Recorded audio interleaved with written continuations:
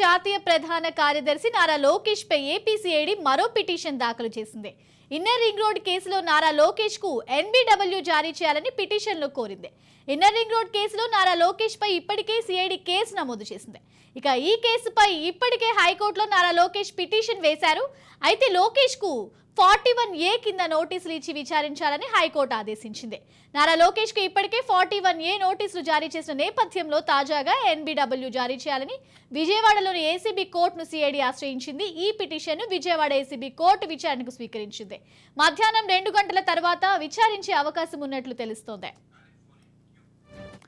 అయితే ఇదే అంశానికి సంబంధించి మరింత సమాచారం మా ప్రతినిధి గాలిబ్ అందిస్తారు. గాలిబ్, సిఐడి వేసిన పిటిషన్ పై ఏసీపీ కోర్టు ఇంకా నిర్ణయం తీసుకోలేదు. మరి కాసేపట్లోనే ఈ పిటిషన్ స్వీకరించాలా అనే దానిపై కూడా కీలక నిర్ణయం తీసుకునే అవకాశాలు కనబడుతున్నాయి.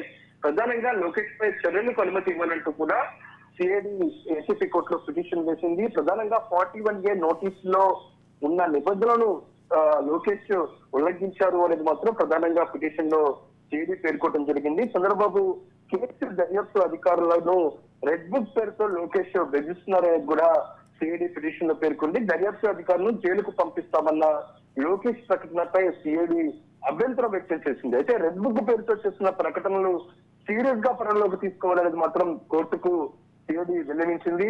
ఎందుకంటే ఇప్పటికే ఐఆర్ఆర్ కేసులో గతంలో లోకేష్ ను 41A కింద నోటీసులు ఇచ్చిన సిఐడి అధికారులు 2 సార్లు లోకేష్ ను విచారించడం జరిగింది.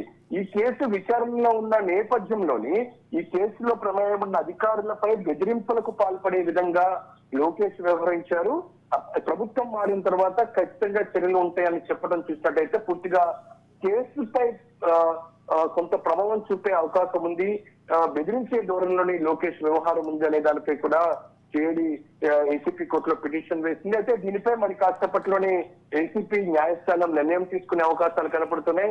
ఎందుకంటే ఈ కేసుకు సంబంధించి టేక్ ఓవర్ చేసుకోవాలా లేకపోతే కేసుకు సంబంధించి కొట్టివేయాలన్న దానిపై పిటిషన్ కొట్టివేయాలని దానిపై నిర్ణయం తీసుకునే అవకాశాలు కనపడుతున్నాయి. ఇదిలా ఉంటే మన పక్క ఈ చంద్రబాబు లోకేష్ కి సంబంధించిన వ్యాఖ్యలు చంద్రబాబు ముందస్తు బెయిల్ పిటిషన్ పై కూడా ప్రభావం చూపాయి. ప్రధానంగా ఐఆర్ కేసులోని చంద్రబాబు ముందస్తు బెయిల్ మీద హైకోర్టులోని పిటిషన్ వేశారు. ఈ కేసుకు సంబంధించి కీలక పరిణామం చోటు చేసుకుంది. లోకేష్ రెడ్ బుక్ పేరుతో బెదిరిస్తున్నారు అనేది మాత్రం కోర్టులోని హైకోర్టులో సిఐడి అధికారులు మెమో ఫైల్ చేశారు. ప్రభుత్వం మారిన తర్వాత అధికారులపై చర్యలు తీసుకుంటామనేది మాత్రం లోకేష్ బెదిరిస్తున్నారు అనేది కూడా మెమోలో సిఐడి పేర్కొనడం జరిగింది. ఈ అంశాన్ని పరిగణలోకి తీసుకుని చంద్రబాబుకు IRR inner ring road allotment కేసులోనే ముందస్తు బెయిల్ ఇవ్వద్దు అనేది మాత్రం సిఐడి హైకోర్టులో కోరింది.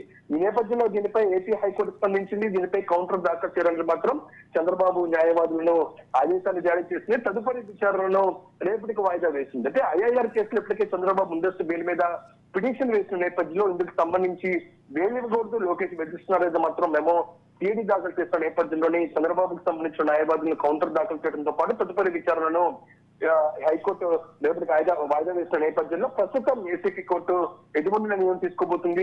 లోకేష్ ను పై చర్యలు తీసుకోవడానికి మాత్రం సిఐడి వేసిన పిటిషన్ పై మరి కాసేపట్లో ఏసీపీ న్యాయస్థానం నిర్ణయం తీసుకునే అవకాశాలు ఉన్నాయి. గాలిబ్, 41A కింద ఇచ్చిన నోటీసుల్లో ముఖ్యంగా ఏ అంశాలు ఉన్నాయనుకోవచ్చు? అంటే గతంలోని 41A కింద నోటీసులను సిఐడి ఇచ్చింది. ఎందుకంటే ఇన్నర్ రింగ్ రోడ్ అలాట్మెంట్ కేసులోని A14 నిందితుడిగా లోకేష్ ఉన్నాడు. ఈ నేపథ్యంలో గతంలో 41A నోటీసుల కింద లోకేష్ హాజరవ్వాలనేది మాత్రం గతంలోని సిఐడి పేర్కొంది. దాంతో పాటు కేసుకు సంబంధించి వ్యవహారాలపై ఎక్కడా మాట్లాడవద్దు, అధికారులను ప్రభావం చేసే విధంగా కేసు విచారణ ప్రభావం చేసే విధంగా కామెంట్ చేయొద్దు అనేది మాత్రం గతంలో నోటీసులు ఇచ్చిన నేపథ్యంలో 41A నోటీసుల కింద గతంలోని 2 పర్యాలు లోకేష్ ను సిఐడి అధికారులు ప్రశ్నించారు. అంటే ఈ అంశాలను ఈ కేసులోని A14 గా నిందితుడిగా ఉన్న లోకేష్ ఈ కేసుకు సంబంధించి దర్యాప్తు చేస్తున్న అధికారులను బెదిరించే వైఖరితో మాట్లాడారు అనేది మాత్రం ప్రధానంగా సిఐడి ఆరోపిస్తుంది. ఆ అంశాలను పరిగణలోకి తీసుకునే ఈ రోజు పిటిషన్ వేసింది.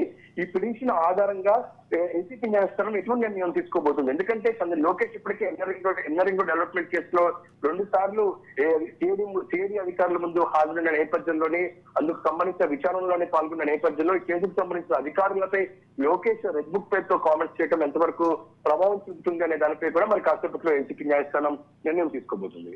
Right, thank you Ghalib.